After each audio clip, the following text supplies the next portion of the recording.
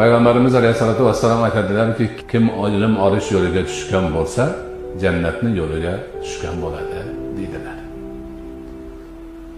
Ilm egasiga hamma salovat aytadi, hatto suvdagi baliqlar ham deydilar. Ilm talab qilib, ilm o'rganayotgan talab ilmlarni oyog'ini ostiga farishtalar qanotlarini qo'yib turadi hurmatidan. U hali mulla bo'lgani yo'q, olim bo'lgani yo'q. Payg'ambarimiz alayhisolatu vassalom sahobai kiromlar bilan suhbat qurib o'tirgan edilar masjidda.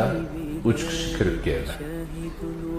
Qarasa hamma yo'q to'lgan odamlar halqa bo'lib Rasululloh akram alayhisalomni muborak so'zlariga quloq solib ilm o'rganishyapti. Haligi 3 odamdan bittasi dadilroq ekan, tezda yetib keldida o'sha davrani ichidan o'rin topib ichkariga kirib o'tirdi. Bittasi u yoqqa qaradi, bu yoqqa qaradi, joy topa olmadida orqa tarafga o'tirdi. Bittasi qarab turib, joy yo'q ekan deb orqaga yurib chiqib ketdi. Rasululloh akram alayhisolatu vassalom ilmiy suhbatni tugatib bo'ldilar. Oxirga yetgandan keyin men sizlarga ana u 3 kishining xabarini beraymi dedilar. Sahobalar ha Allohning rasuli ularning xabarini bering dedilar.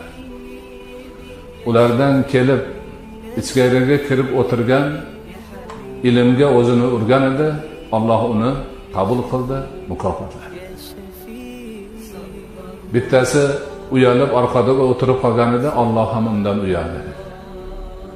Bittasi o'girilib chiqib ketgan edi, Alloh undan o'zini o'girib oldi. Ana ilmni fazli qanchalik.